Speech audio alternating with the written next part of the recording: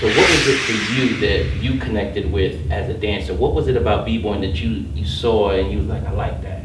Well, a couple of things. First of all, I grew up as an athlete, so and I was a college athlete in 3 sports, and I had heard a little bit when I was leaving college. This is early '80s about breaking in New York, and some of my friends who were on some sports teams with me said, "Hey, you got to check this out." In the city, and that sort of appealed to me because there was a component of it that is not just the arts, but it's very explosive and athletic and dynamic, and a lot of swagger to it. So that sort of is what got me interested. And when I got to New York, I was working at this investment bank, Goldman Sachs, and I went to a club called the Roxy, where at the time all the breakers would come in from the different boroughs and so on. And I went up to one of the guys and I asked him to show me a move.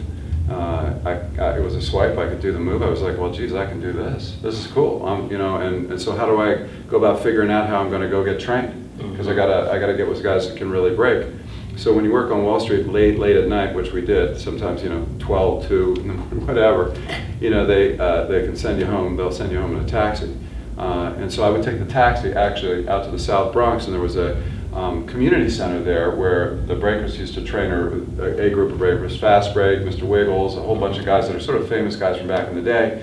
And they taught me some basic moves, and that's kind of got me turned on. Well, geez, I can do this. I could do donkey kicks. I had air swipe, 3-step, 4-step freezes, the worm. I had what I would call the requisite skills of a good college white boy breaker, right?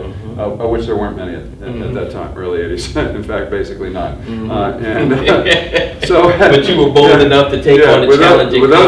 With those skills in hand, and my early 20s sort of confidence or cockiness, I figured, okay, so now I'm going to go out on the street, because there were hitters in Manhattan. The hitters actually weren't necessarily even. It wasn't the same crowd of breakers that I'd worked with out in South Bronx. A totally different set of guys. And so I went up to one of the crews and I sort of like challenged them to break, which they thought was just ridiculous. They were laughing. This is what's this guy talking about? But then they said, oh geez, he can do a couple moves, and then also it turned out that some people started to like watch it because it was a little bit of a novelty. A crowd. And so the guy actually is here today. It's Wayne Bliss. Wayne is here. And that's Bliss from Flow Committee. So Wayne was, being the entrepreneurial guy that he is, basically subsumed me right into the group. And when I got out of work, I had the tie, the jacket, the horn rimmed glasses. They would pull me out of the crowd with the tie, as if they were going to mug me, which they weren't, of course. And then I go into an air swipe and the worm and stuff like that out in front of the plaza. With your business clothes on? Oh yeah, and the people just loved it. It's all tourists. They weren't used to seeing breaking. They certainly weren't used to seeing somebody get pulled out of the crowd. So that kind of got me really going with it. And then I'm a little fanatical. So then I'm just going to train like this, crazy. And I did that for a while there in New York. Then went to business school. And then when I got out of business school, I came back to Philly. And when I got to Philly, I'm not going to say I really fell out of breaking per se, but there wasn't really a scene. I got involved in my other sports, and occasionally we break it out at a party or something, or I go back into New York. Sometimes I go into New York in those first 5 or 6 years after graduate school, late '80s. I'd see the guys, they'd pull me out and do the same routine. In fact, I was at a Broadway play at one time. It's like they were there, they saw me, I saw them, sort of thing. Anyway, that years later, and I now have twins that are a little older, boy and girl, 23. I got little ones that are 7 and 9. Years later, I said to my secretary, hey, we were going away on vacation. I said, Dawn, I want the little dudes to learn how to break. They were 2 and 4 at the time. And we were going out of the country on vacation, and I said, when I come back, I'll make sure I got a breaker, and we'll start giving them some lessons.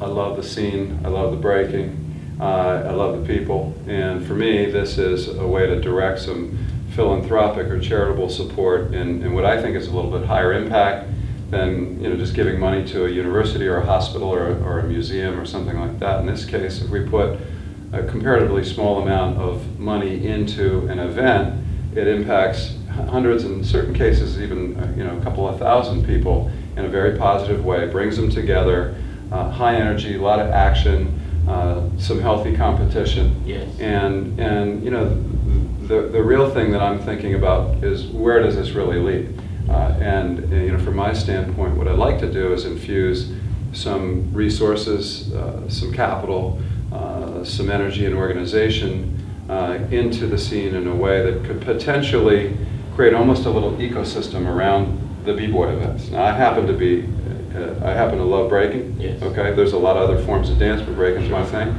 But what I'm really interested in doing is just creating almost a little ecosystem, a mini industry surrounding the events. We've done it under a charity, which UDEF is actually a public charity, 501c3. So if it ever does make any money, which is not going to happen anytime soon, that money gets cycled up to the charity and back into the community where you could have teaching events and workshops and so on and so forth. There's also an educational component about this, because if you think about the world in which I live, okay, you know, we think in you know, a way of how do we, you know, create exciting opportunities, how do we create opportunities to attract capital, attract sponsors, attract income.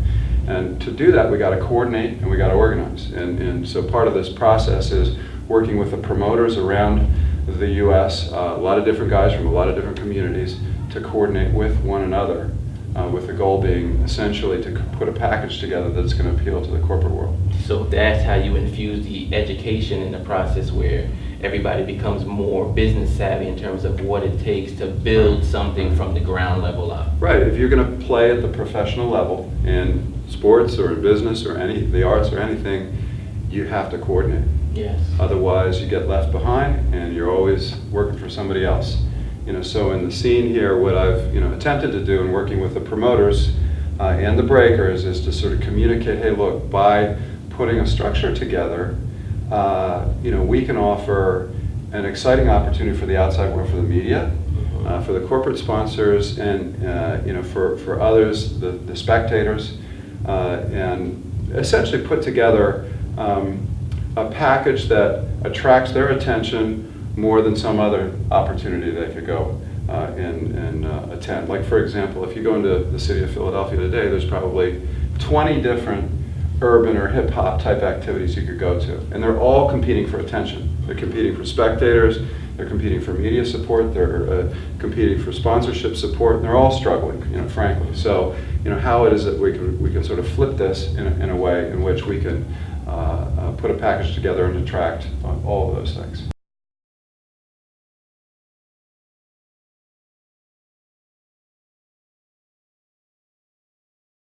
That's what led me to start asking some questions about what's going on in the scene. What are you doing? Where are you going? What's going on in your life? You know, and for some of the guys, they had a clear direction, and other guys, it was clear they didn't have a direction. Then I started sponsoring some videos with Yak, you know, stuff like that. Then I started sponsoring some events. I think the first event we sponsored was down in DC.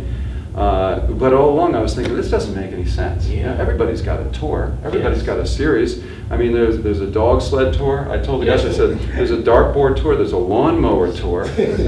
There's a tour for everything. What is the deal with the breakers? When I was in college, the triathletes didn't have a tour. They didn't have, you know, why not put the events together? They said, oh, well, the promoters, you know, we can't trust the promoter here, the promoter there, this guy from Chicago, guy from the other part of Chicago, can't trust him, can't trust this guy. I said, well, you know, look, if you don't coordinate, it isn't going to happen. Exactly. You know, so then that was what was the impetus really to say, hey, let's begin to put this structure together. And the idea of putting it under a charity is because a lot of the breakers and the promoters are basically just old breakers, right? Yeah. Okay. A lot of those guys come from a situation in which the world in which they grew up was like a zero-sum game.